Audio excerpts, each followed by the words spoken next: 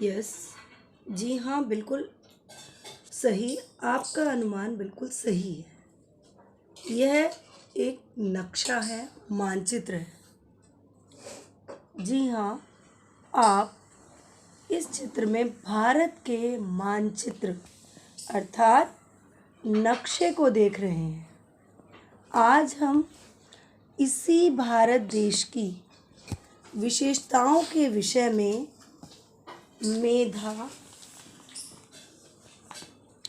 मेधा पाठ 1 वह देश कौन सा है कविता पढ़ेंगे। वह देश कौन सा है, यह एक कविता है।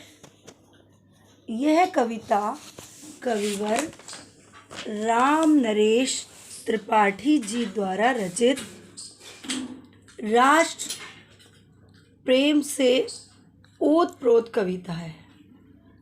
राम नरेश त्रिपाठी जी प्राग छायावादी युग के प्रसिद्ध कवि हैं। इन्होंने राष्ट्र प्रेम की अनेक कविताएं लिखी हैं। इसी परंपरा में इनकी प्रमुख कविता है, प्रसिद्ध कविता है, जिसके विषय में हम आज पढ़ेंगे। वह कविता है वह देश कौन सा है। कविता का नाम है वह देश कौन सा है। इस कविता के माध्यम से कविवर राम नरेश त्रिपाठी जी ने भारत देश की विशेषताओं का वर्णन किया है। अनेक विशेषताओं को प्रस्तुत किया है कि हमारा देश भारत प्रकृति की गोद में बसा हुआ है। हमारा देश भारत प्रकृति की गोद में बसा हुआ है, अर्थात भारत प्राकृतिक सौंदर्य से ओतप्रोत ओतप्रोत है। आप देख रहे हैं ये भारत का मानचित्र। ये दिशाएं हैं। भारत के उत्तर दिशा में, जैसा कि हम सब जानते हैं, भारत के उत्तर में हिमालय पर्वत है। क्या है ये जो आप देख रहे हैं ये पर्वत। भारत के दक्षिण, यह दक्षिण दिशा है। दक्षिण में सागर, हिंद महासागर है। तो ये सब क्या है, भारत की प्राकृतिक विशेषताएं। भारत में अनेक हरे भरे घास के मैदान हैं, धरती हैं, खेत खलियान हैं। तो ये सब क्या कहलाते हैं, भारत के प्राकृतिक तत्व। कवि ने इन्हीं की ओर विशेष ध्यान आकर्षित करते हुए बताया कि जो हमारा भारत देश है वह ऐसा देश है जिसमें अनेक प्रकार के प्राकृतिक वातावरण हैं। इसके उत्तर में हिमालय, दक्षिण में हिंद महासागर है, हरे भरे मैदान हैं। इसमें अनेक प्रकार की नदियां बहती हैं जो वर्ष भर जल से परिपूर्ण रहती हैं, मैदानों को सींचती हैं। उनके द्वारा लाई हुई उपजाऊ भूमि, जो इन नदियों के किनारे जो शहर स्थान बसे हुए हैं या मैदान बसे हुए हैं, उनको उपजाऊ बनाती है, संपन्न बनाती है। तो ये सब प्राकृतिक तत्व हैं और ये भारत की ऐसी विशेषताएं हैं जो भारत को अन्य किसी देश से भिन्न बनाती हैं। ऐसी विशेषताएं हैं जो अन्यत्र कहीं देखने को नहीं मिलती। यस, वह देश कौन सा है। प्रथम 4 पंक्तियां स्वस्वर कविता पाठ करेंगे। मनमोहिनी प्रकृति की गोद में जो बसा है, सुख स्वर्ग सा जहाँ है, वह देश कौन सा है। जिसका चरण निरंतर रत्नेश धो रहा है, जिसका मुकुट हिमालय, वह देश कौन सा है। कविवर राम नरेश त्रिपाठी जी कहते हैं, स्वयं से ही प्रश्न करते हैं और स्वयं ही उत्तर देते हैं कि वह देश कौन सा है जिसमें ये सभी प्रकार की ऐसी विशेषताएं पाई जाती हैं। तो इनमें विभिन्न प्रकार की कवि ने विशेषताएं बताई हैं। सर्वप्रथम जो कविता में रंगीन शब्द हैं उनको रेखांकित करेंगे और साथ साथ उनके अर्थ बताते जाएंगे। आप भी उनके अर्थ को हृदयंगम करते जाएंगे या कहीं लिखते जाएंगे। मनमोहिनी, मन को मोहने वाली। प्रकृति, कुदरत। मनमोहिनी प्रकृति की गोद में जो बसा है, जो देश मन को मोहने वाली कुदरत की गोद में बसा है और जिस देश में सुख स्वर्ग जैसा सुख प्राप्त होता है, जिस देश में रहने पर स्वर्गिक आनंद प्राप्त होता है, वह देश कौन सा है? अर्थात वह देश हमारा देश भारत है। वह देश कौन सा है? वह देश हमारा भारत है कि जहाँ मन को मोहने वाली प्रकृति के दर्शन होते हैं, जो प्रकृति की गोद में बसा हुआ है, जहाँ चारों ओर प्राकृतिक वातावरण है, जहाँ निवास करने पर स्वर्ग जैसा आनंद प्राप्त होता है, वह देश हमारा भारत है। जिसका चरण अर्थात पैर, जिसके पैर निरंतर अर्थात लगातार रत्नेश यह शब्द दो शब्दों की संधि करने से बना है। यहाँ देखकर रत्न प्लस ईश, रत्नेश अर्थात समुद्र, सागर। क्यों कहा इसको रत्नेश? क्योंकि समुद्र मंथन के समय समुद्र में अनेक प्रकार के रत्न प्राप्त हुए थे। तो जिस भारत के चरण पैर समुद्र धो रहा है, यहाँ पर भारत देश का मानवीकरण किया गया। भारत को मानवीकरण वहाँ होता है जहाँ पर किसी स्थान विशेष को या वस्तु विशेष को मानव के रूप में प्रस्तुत किया जाता है और उसका मनुष्य की भांति उसकी विशेषताएं बताई जाती हैं। तो यहाँ पर भारत का मानवीकरण किया गया है और बताया है कि इसके उत्तर में हिमालय पर्वत है, पर्वतों को हिमालय से तुलना की गई, और दक्षिण में इसके चरण हैं और इन चरणों को दक्षिण दिशा में चरणों को बताया गया है। तो इन चरणों को कौन धो रहा है? सागर, समुद्र। अर्थात भारत के, हम जानते हैं ना कि भारत के दक्षिण दिशा में हिंद महासागर है, तो उसकी तुलना कवि ने भारत के दक्षिण दिशा वाले भाग को चरण बताते हुए कवि ने कहा है कि इन चरणों को हिंद महासागर धो रहा है। अर्थात भारत के दक्षिण में हिंद महासागर है। जिसका मुकुट हिमालय, वह देश कौन सा है? और जिसका मुकुट, जिसके उत्तर दिशा में हिमालय पर्वत है, जो मुकुट की भांति शोभा दे रहा है। जो क्यों मुकुट की भांति का है? क्योंकि ये ऊंचे ऊंचे होते हैं और ये शीश पर, उत्तर में भारत का शीश माना जाता है उत्तर दिशा में, तो शीश पर शोभायमान हो रहे हैं, तो इसलिए हिमालय पर्वत को मुकुट की भांति बताया गया है। तो वह देश भारत ही है। कहने का तात्पर्य है कि भारत वह देश है कि जिसमें हिमालय पर्वत भी देखने को मिलता है, जिसमें समुद्र सागर भी देखने को मिलता है। तो यह देश भारत ही है जहाँ अनेक प्रकार की प्राकृतिक विशेषताएं देखने को प्राप्त होती हैं। पहली 4 पंक्तियों का अवतरण स्पष्ट हुआ होगा।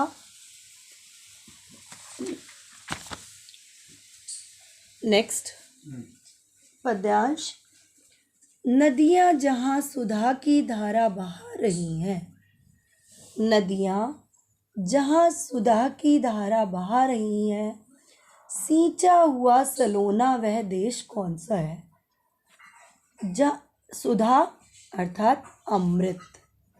जहाँ पर जिस देश में नदियाँ बहते हुए अमृत की धारा बहा रही हैं, अर्थात जहाँ नदियाँ बहती हैं और उन्हें देखकर ऐसा लगता है कि अमृत रस बह रहा हो। क्यों कहा है अमृत नदियों को?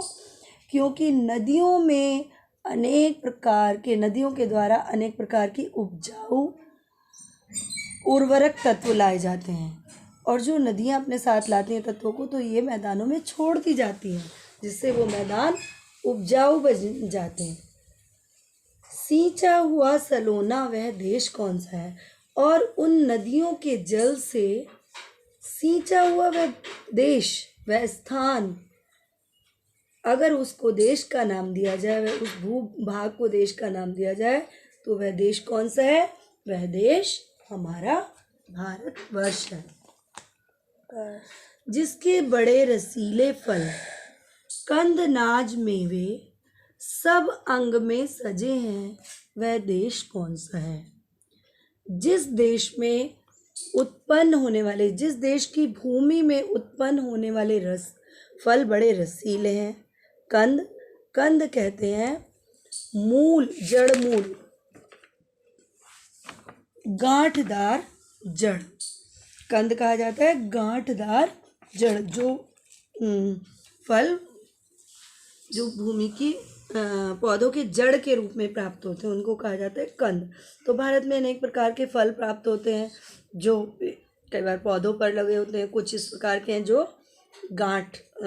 जड़ के रूप में प्राप्त होते हैं। तो यहाँ पर अनेक प्रकार के अनाज पैदा होते हैं, अनेक प्रकार के मेवे, सूखे फल जो मेवे का रूप धारण कर लेते हैं, सब अंग में सजे हैं, वह देश कौन सा है? अर्थात जिस भूमि पर बड़े रसीले फल प्राप्त होते हैं, कंदमूल प्राप्त होते हैं, अनाज विभिन्न प्रकार के ऋतुओं के अनुरूप अनाज प्राप्त होते हैं, सूखे मेवे प्राप्त होते हैं, वह देश कौन सा है? कविवर कहते हैं कि वह देश हमारा प्यारा देश भारत ही, अर्थात वह देश भारत है, और कोई ऐसा देश नहीं है जहाँ पर ये सारी विशेषताएं प्राप्त होती हैं।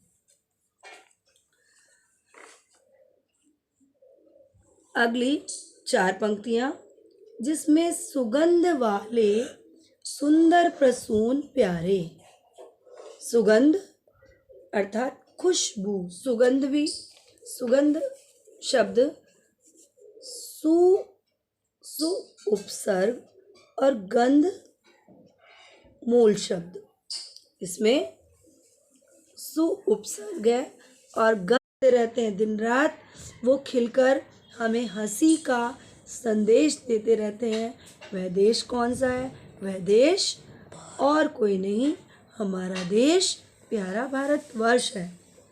मैदान गिरी वनों में हरियालियां लहकती, आनंद में जहाँ है वह देश कौन सा है?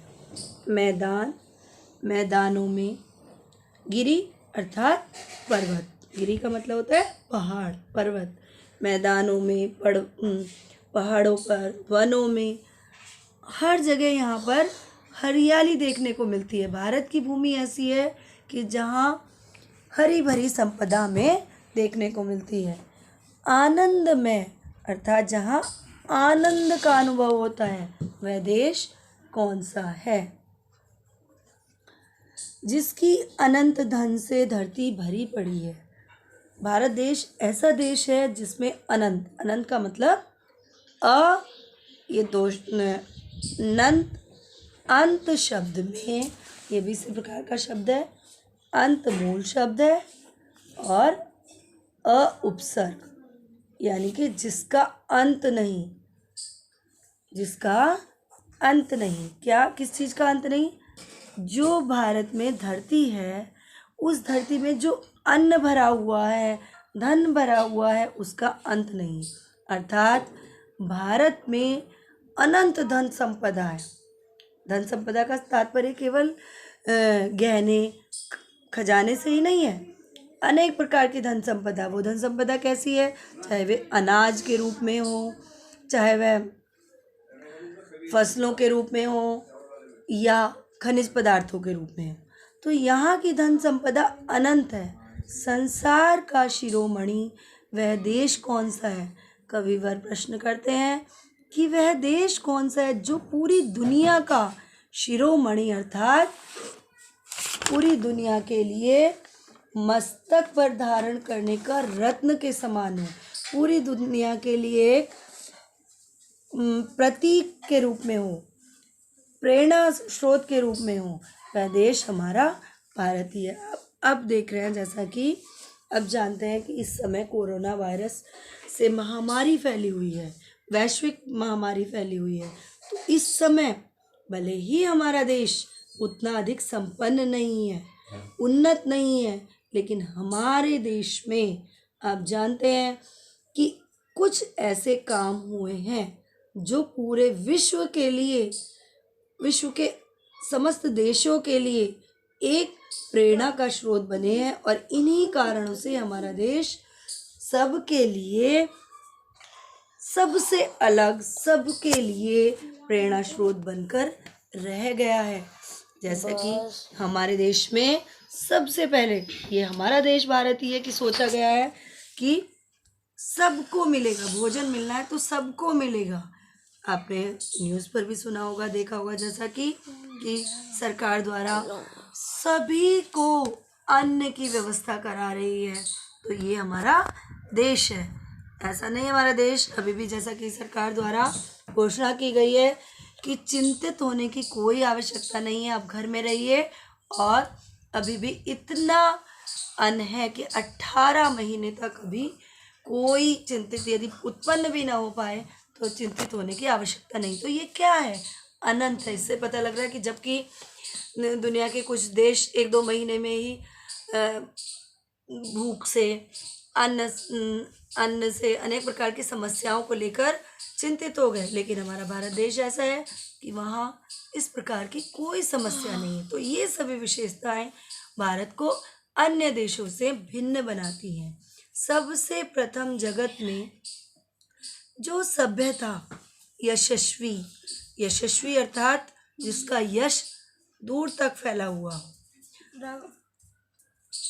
सबसे प्रथम जगत संसार, इस संसार में सबसे पहले जहाँ सभ्यता की किरणें जागी, जो देश सभ्य हुआ, वह देश हमारा भारत ही है। जगदीश अर्थात ईश्वर का दुलारा वह देश कौन सा है? क्यों कहा गया ईश्वर का दुलारा? क्योंकि यहाँ पर सबसे अधिक अध्यात्म की ओर रुझान है लोगों का। कुछ भी हो जाए, लोग ईश्वर को साक्षी मानकर प्रत्येक कार्य करते हैं, और इसीलिए कहा गया है कि ईश्वर का दुलारा वह देश कौन सा है? वह देश भारत है। पृथ्वी निवासियों को जिसने प्रथम जगाया, हमने बताया कि सबसे पहले जहाँ सभ्यता की सबसे पहले किरण जगी, सभ्यता ने जहाँ पर सबसे पहले आंखें खोली, वह देश हमारा भारत है। तो ऐसा नहीं है कि भारत में सबसे पहले सभ्य हो गए और ये भारत यहीं तक सीमित हो गया, नहीं। अभी तो भारत ने पृथ्वी के पर बसे हुए अन्य देशों को भी जागृत किया। पृथ्वीवासियों को जिसने सबसे पहले जगाया, वह देश हमारा भारत है। उसने शिक्षित किया, सुधारा, वह देश कौन सा है? वह देश हमारा भारत ही है। क्यों कहा है? क्योंकि हम जानते हैं कि भारत में, आपने पढ़ा होगा कि भारत में ही शून्य की परिकल्पना सबसे पहले हुई। भारत में सुश्रुत जैसे चिकित्सा शास्त्री हुए जिन्होंने चरक संहिता लिखी, जिनके आधार पर अनेक उन्नत देशों ने अपने वैज्ञानिक संकल्पनाओं को एक स्थिर रूप प्रदान किया। अर्थात भारत में ही कहीं ना कहीं उन्नति के स्रोत सर्वप्रथम पाए गए। 36 कोटि भाई सेवक सपूत जिसके, जिस भारत में 36 कोटि अर्थात करोड़ भाई यानी कि जनसंख्या, सेवक, सपूत जो कि वो पुत्र की भांति भारत की हमेशा रक्षा करने के लिए तैयार है। या जिस समय ये कविता लिखी गई थी उस समय भारत की जनसंख्या 36 करोड़ थी, इसलिए यहाँ पर कहा गया 36 कोटि भाई, जिसकी जनसंख्या 36 करोड़ हो। आज जनसंख्या कितनी है हम सभी इसको अच्छे से जानते हैं। आज देश की जनसंख्या 135 करोड़ है। आज देश के कितने सेवक हैं, कितने कोटि सपूत हैं? 135।